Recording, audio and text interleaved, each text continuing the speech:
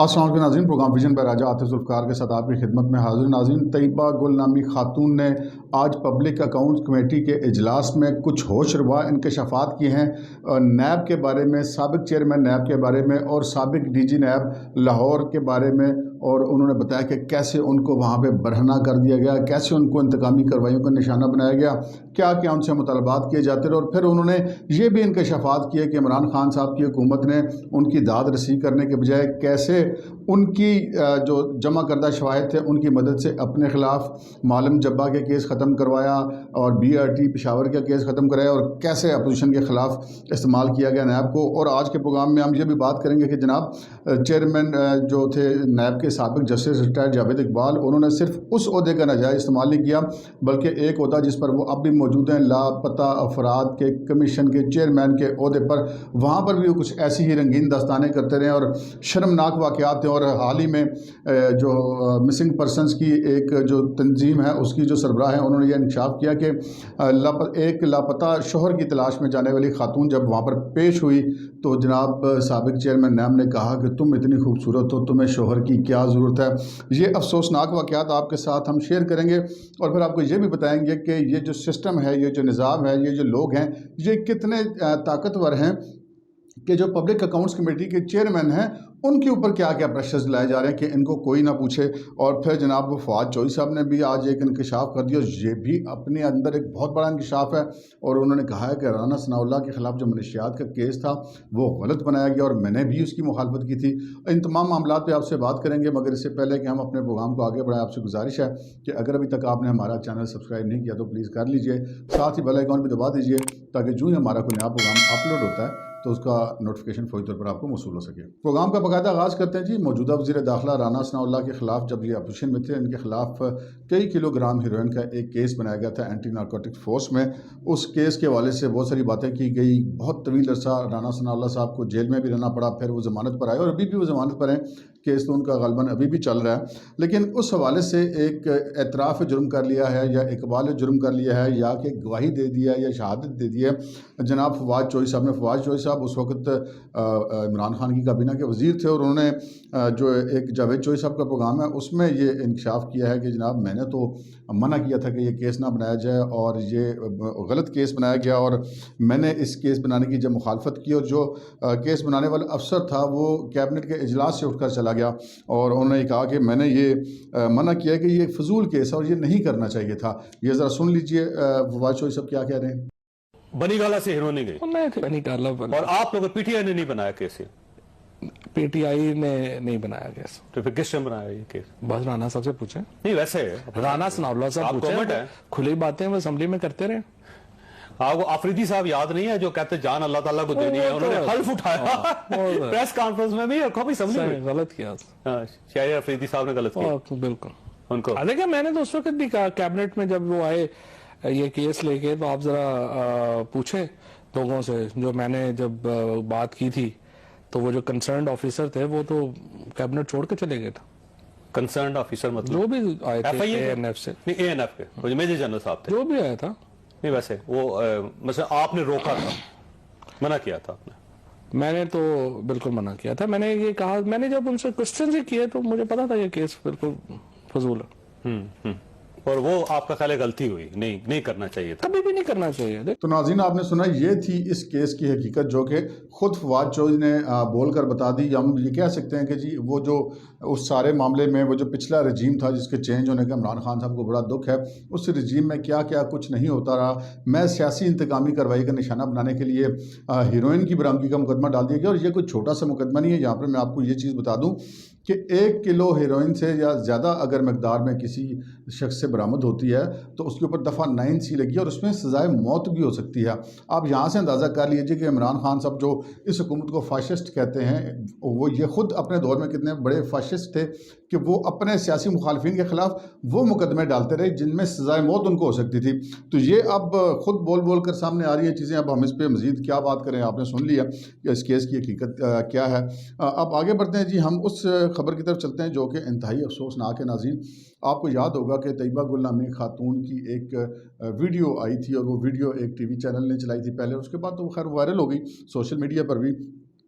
جس میں وہ جسٹس ریٹائرڈ جاوید اقبال صاحب بطور چیئرمین نیب ان خاتون سے گفتگو کر رہے ہیں اور قابل اعتراض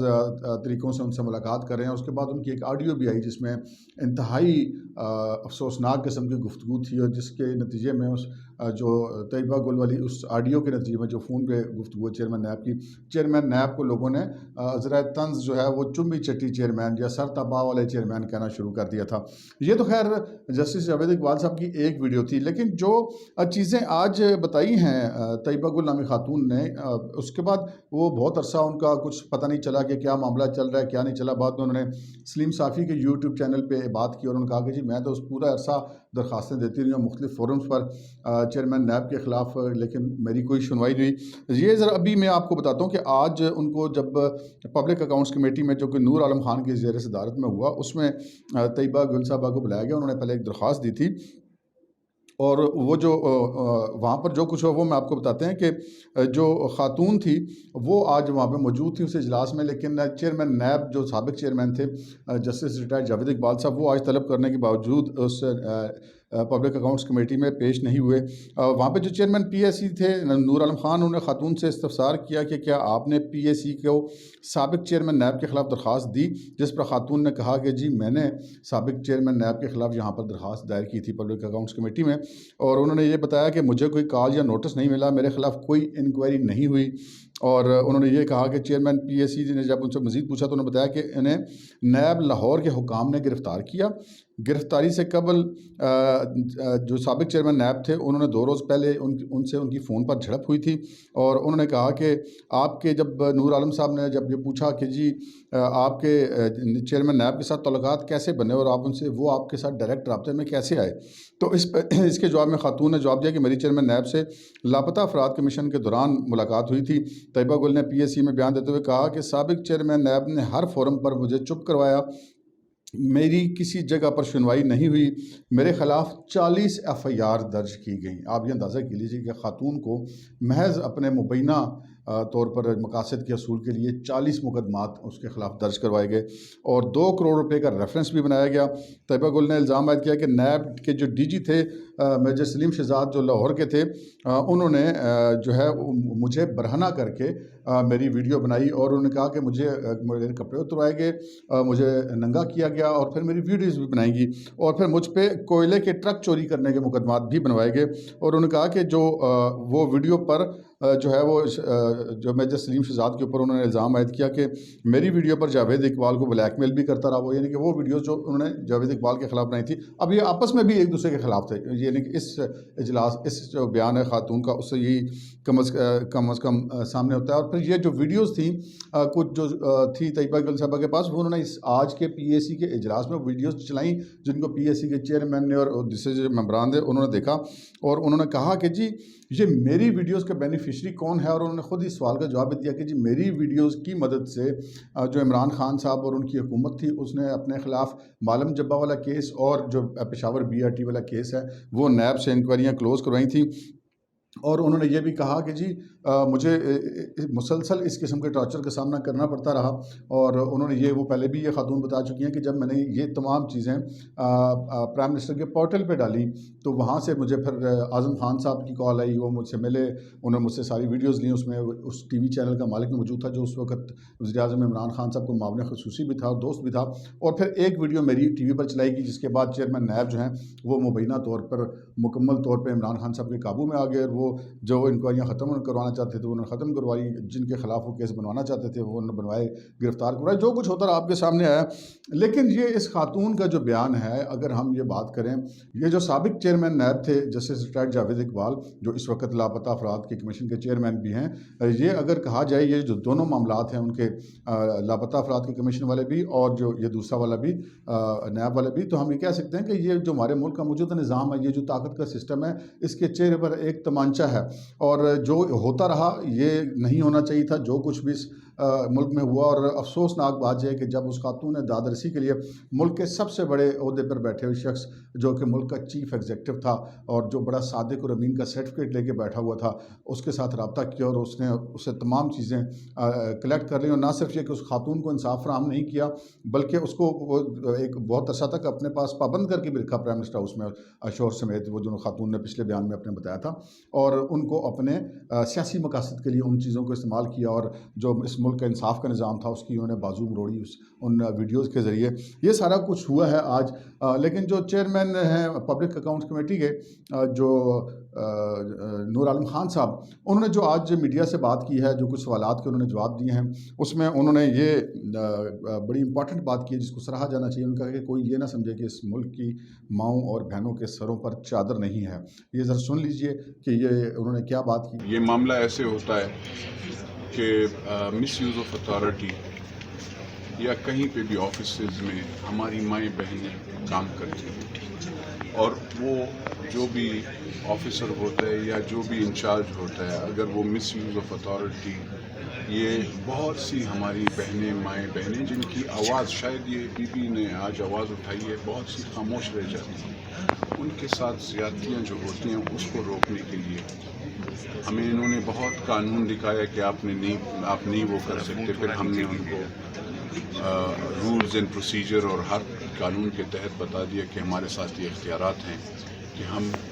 पब्लिक इंटरेस्ट की भी चीज़ें वो, और ये तो हमारी माँ और बहनों का वो है। और फिर ये देखिए कि जब ये मामला पब्लिक अकाउंट्स कमेटी में आया और पब्लिक अकाउंट्स कमेटी ने चेयरमैन जो साबिक थे नैब के जावेद इकबाल, उनको जब तलब किया तो उनको भी किस कदर दबाव का सामना करना पड़ा। यानी कि अगर हम देखें कि आइनी तौर पे पब्लिक अकाउंट्स कमेटी से ऊपर कोई इदारा नहीं है पाकिस्तान के अंदर, लेकिन वो जो पार्लियामेंट का इदारा है उसके ऊपर इतना प्रेशर था कि इन साहब को ना बुलाया जाए, लेकिन उन्होंने तलब किया और वो आज फिर भी नहीं आए। ये ज़रा कितना दबाव था इस चीज़ का अंदाज़ा कर लीजिए कि जब उनसे पूछा गया ये बात कि प्रेशर वाली बात उन्होंने की और उनसे पूछा गया कि किसने आपको दबाव डाला, तो वो पब्लिक अकाउंट्स कमेटी का चेयरमैन ये बताना भी नहीं चाह रहा था। ये भी बताया कि मुझ पर दबाव, लेकिन ये नहीं बता सका चाहने के बावजूद कि वो दबाव किसकी तरफ से आया। ये ज़रा सुन लीजिए। देखिए, प्रेशर तो मुझ पर भी था कि आप ये ना लाएं, लेकिन मैंने लाना इसलिए था कि ये हर एक बेटी के लिए था। दूसरी बात ये है रूल्स, अब देखिए ना, ये जरा वजाहत कर दें, आपको प्रेशर कहाँ से था कि आप ना लेके आए? होता है, ये छोड़ दें। बात ये है रूल्स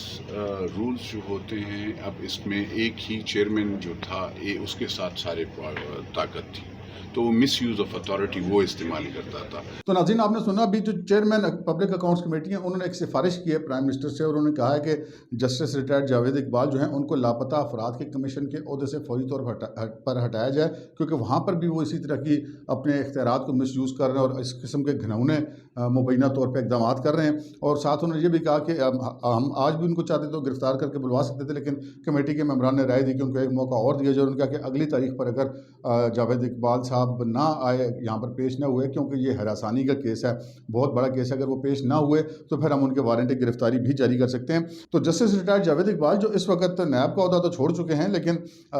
लापता अफराद के कमीशन के चेयरमैन हैं। वहाँ पर पहले भी कुछ स्टोरीज उनकी आती रही हैं मुबैना तौर पर, बहुत सारे लोग उसको डिस्कस भी करते हैं, लेकिन अब रात को आमना मसूद जंजुआ जो लापता अफराद की मिसिंग पर्सनस की जो एक तंजीम है उसकी सरबराह हैं, उन्होंने हामिद मीर के प्रोग्राम में इस बात का इंकशाफ किया कि एक खातून जिसका शोहर जो है वो मिसिंग था, वो वहाँ पर गई लापता अफराद के चेयरमैन से मिली, तो लापता अफराद के कमीशन के chairman justice retired Javed Iqbal ने उनको ये कहा कि आपको शोहर की क्या ज़रूरत है, आप तो खुद इतनी खूबसूरत हैं, इतनी खूबसूरत खातून को शोहर की क्या ज़रूरत है। तो ये एक जहनीत को ज़ाहिर करती है कि इस एक बजाय इसके कि ऐसे लोगों की दादरसी की जाए, अब वो जो लोग मिसिंग पर्सन हैं, जो गुम हुए हैं, वो क्यों मिसिंग हैं क्यों नहीं हैं ये एक अलग बात है, लेकिन जिनके प्यारे मिसिंग हो जाते हैं उनके ऊपर क्या गुजरती है ये सिर्फ वही जानते हैं कि जिसका बाप, जिसका भाई, जिसका बेटा गुम हो गया है, जिसका शोहर मिसिंग हो गया है और वो उसको तलाश में पता नहीं मुल्क के पता नहीं कौन कौन से हिस्सों से मारे मारे फिरते हुए आते हैं, पता नहीं कैसे वो फाइनेंस करते हैं, कैसे वो अपना वक्त गुजरते हैं, उनके दिल पे क्या गुजरती है कि उनके प्यारे अभी ज़िंदा भी हैं या नहीं हैं, और वो एक उम्मीद लेकर इतनी सोबतें کاٹ کر ایک کمیشن کے روبرو پیش ہوتے ہیں یہ آس لے کر کہ شاید ہمارے گمشدہ افراد کا کچھ پتہ چل جائے, تو وہاں پر ان کو جنسی طور پر ہراساں کیا جاتا ہے. تو بلا شبہ یہ ہمارے معاشرتی نظام کے منہ پر بھی ایک تمانچہ ہے, اور یہ معاملہ جو ہے وہ ختم ہونا چاہیے. اور کم از کم یہ جو موجودہ حکومت ہے ان سے ہم یہ درخواست کریں گے کہ ایسے افراد جن کے خلاف یہ سارا کچھ باتیں سامنے آ رہی ہیں, ان کے خلاف جو ہے وہ پراپر انکوائری کر کے ان کا بھی بات سنی جائے, اور اس کے بعد اگر یہ مجرم ثابت ہوتے ہیں اور یہ معاملات ویسے ہی پائے جاتے ہیں جیسے کہ ہیں, چونکہ وہ پیش نہیں ہو رہے سے ظاہر ہوتا ہے کہ وہ شاید اس میں واقعی ان تمام جرائم کا ارتکاب انہوں نے کیا ہے, تو پھر ان کو عبرت کی ایک مثال بھی بنایا جانا چاہیے تاکہ کوئی آئندہ پاکستان کے اندر اس طرح کی حرکت نہ کر سکے. اب تک کے لیے اتنا ہی, اجازت دیجیے, اللہ حافظ.